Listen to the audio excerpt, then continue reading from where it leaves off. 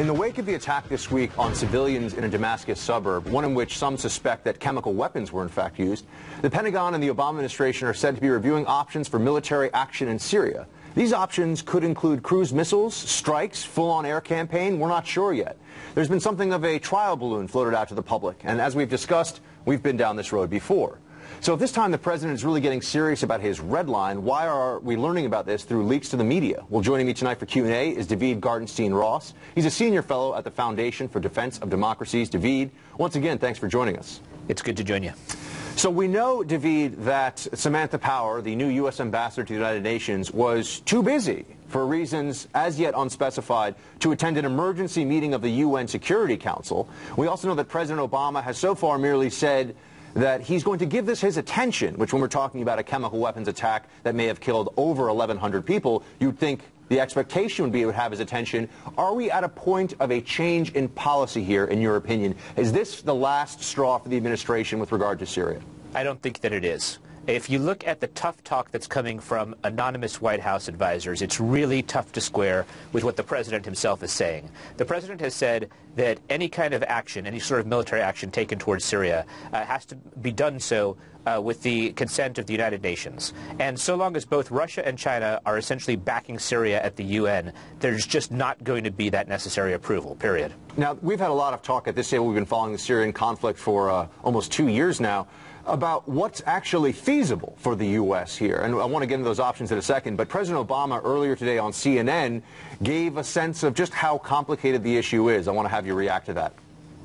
The notion that the U.S. can somehow solve what is a sectarian, complex problem inside of Syria sometimes is overstated. But delay can be deadly, right, Mr. President? There is no doubt that when you start seeing chemical weapons used on a large scale, then that starts getting to some core national interests that the United States has. The president has been exceptional at prevaricating on this issue, core national security interests, but he does make a point before that that I think is worth visiting here. What is the U.S. really capable of doing with air alone, with targeted strikes, with perhaps a no-fly zone? Do you think that would be enough to really turn the tide of this conflict, or would it just be yet another player in a very bloody sectarian civil war? First, the advisors have actually said that a no-fly zone at this point is off the table. His first statement, I think, is the most important one, that there's a limit to what the United States can do. And quite frankly, I wish he'd thought that through a year ago when he drew a red line. If you look at the debate over Syrian chemical weapons use, note that the debate has focused not so much on the people killed. You know, everyone agrees that the people killed is horrendous, but this is a conflict in which about 100,000 people have died. This is literally a drop in the bucket compared to the massive amount of people who have been massacred by Assad. Now, and so what is really on the line is U.S. credibility, which does mean something. So the rhetorical commitment that was made is really what is being debated by the White House. They had this tough talk, which I think they didn't think through, and now our bluff has been called, and what are we going to do? Well, David, that's where I want to go with you, because I think it's very easy and it's correct to point out the fact this administration has been very much behind events in Syria, meaning it's been a step behind. It has not really had much of a policy at all other than to make redlined statements that they won't follow up on. But short of U.S. boots on the ground, is there a means to actually stop this thing, to halt this thing? Relying on the UN, as you say, Russia, China, that's not going to happen. If we're just going to be realistic and put aside whether it's a wise idea, literally the mechanics of this, without U.S. boots on the ground, can you stop this thing? But let's be realistic about it. Would U.S. boots on the ground stop this? Like, I think the answer is no. That if you interjected the U.S. into this conflict with boots on the ground, American soldiers would become a target not just of the Assad regime, but also of rebel forces who are anti-U.S., such as Jabhat al-Nusra, for example. Even Ahrar al-Sham has a lot of people who are really anti-U.S. and would love to kill Americans. So we'd be endangering our troops without a great deal of confidence that, A, it would solve the conflict, and B, then there's a question, okay, you beat Assad. The Assad regime is gone. What then?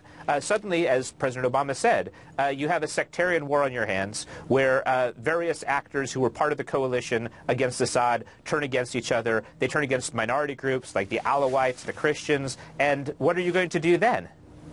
David, it's S.E. Cupp here. I want to ask you again to go back to those red lines, because I think we need to make explicitly clear for folks just how dangerous moving those red lines have been. And I want everyone to be aware the red lines have changed. The first red line that President Obama put forward was moving chemical weapons around. The second red line was moving and using chemical weapons. And apparently, according to this latest interview, the latest red line is using them in mass quantities. I want you to tell our viewers what the consequences of changing those red lines are and not following up on them. Essie, I think you nail the point.